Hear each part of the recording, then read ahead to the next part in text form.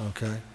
But I've got to create it in a different condition because with the half-life of carbon-14, it would have been annihilated initially. So,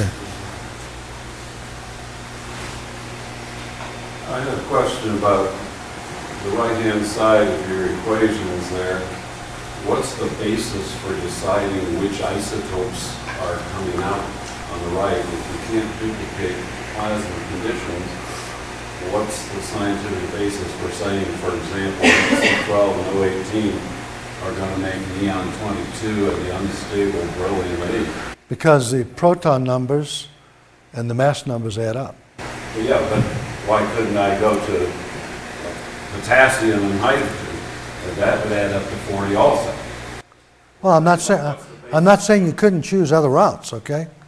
There'll be different energies, and they'll have different time sequences, but there are other routes. These are not, I'm just giving you some typical examples here. These are not hard and fast. There are other routes that you could choose. I just chose the routes that starting with the initial elements and then building up from there, see? But you can choose other routes. I mean, we're not limited into which way we want to go. All we need is whatever products were formed initially, take those products, react them, and form other products, and on it goes. Now, how we use them, you know, in combination, it's not written in stone as to how they have to be used in combination. The only requirement is they have to work under the conditions that we have stipulated for the temperature and the energy, and they have to produce the right products.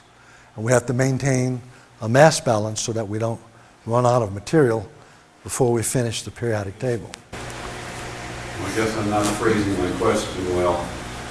Are you dealing with the bond energies that hold atoms together to decide which atoms are formed?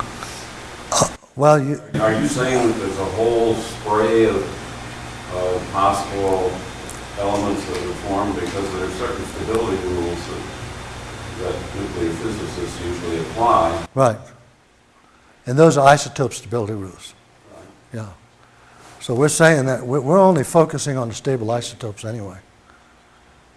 See, we want to account for the composition of the Earth, basically, as we know it to be, or believe it to be. So the unstable isotopes would probably form, but they would be annihilated under these conditions. Yes? Are you familiar with the work of common sense science? Yeah. In fact, we've used common sense science to do some nuclear binding energy calculations. How do you think their ideas fit in? I think it works well. Yeah. It works very well. Yeah, we've done a number of binding energy calculations on nuclei and got them the same as the reported literature, so it works. Is there anything in what you're proposing here that would account for the particular proportions of elements that we see in the Earth? You mean automatically controlling it? Yeah. Like, well, yeah, that is another question. Actually, a scheme has been worked out according to what's called Markov series. If you're in statistics, you would probably have some idea of what Markov theory is. But they use Markov theory to generate products or results from initial conditions, and then letting the statistics govern how things are going to be proportioned and distributed. Now, my associate has worked that out. We haven't finalized. We're trying to do the Markov finalization to see how it follows this collision mechanism. And that would give us more of a handle on what proportions should be where. Like, you know, nitrogen 14 and 15 don't occur in exactly equal amounts.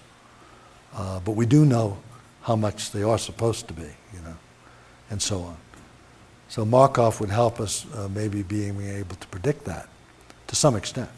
But it'll get very complicated as you create more and more particles, because then you got more and more avenues to go, and it gets extremely complex. Just to expand on that, I think the guy who asked the first question, it sounded like he was asking if this kind of shows biblical knowledge of science, you know, ahead of its time, and that if you start with hydrogen and oxygen, are those the two easiest things to start with? Or could you start with hydrogen and carbon and do the same thing? If carbon was there, Okay. I got to have a reason for I believing. think that's kind of what he was asking. Yeah, I know, but I'm saying, the answer to it was, if the elements were there, yeah, you could, yeah, you could. So it's not easier with oxygen than it would be with carbon? Well, easier is relative here, because all we have to do is match the conditions. And if the reactions go efficiently within the right time frame, then that works, you know. We only know after we've done it to see whether it works or not. There are some processes you could use that won't fit into our time frame. You'll get results, but they'll be outside of our required limits of the time frame. So we discard those, because not that they wouldn't work, but they wouldn't work within a time frame. Yeah, you could use other elements. Okay, but does oxygen work better in a shorter time frame than we're trying to get, I guess? Well, everything we've done, like I showed you building this up this way, has worked, I mean, all the way up the periodic table. You realize some of these elements in the periodic table have a dozen isotopes, and we generate all of those, you know. I mean, you get all these middle heavy elements and up in here. I mean, we end up with over 300 independent atoms being produced. I mean, you know, basically 92 elements, but over 300 independent isotopes being produced. So it's quite amazing. Getting that extreme cooling, it would seem like you would have to have something of extremely high density in order to get your equations Yeah. to accomplish that. And if this plasma is of that high of a density, then as it cools, is it also expanding? So you're starting with something very small. It's very compressed at high pressure, which of course is a reason for the very high temperature to begin with. And then as that thing cools, it's a thermal expansion. And we go to the limits of the present size of the Earth, for example. So it's going to start off relatively small compared to the known size of the Earth now.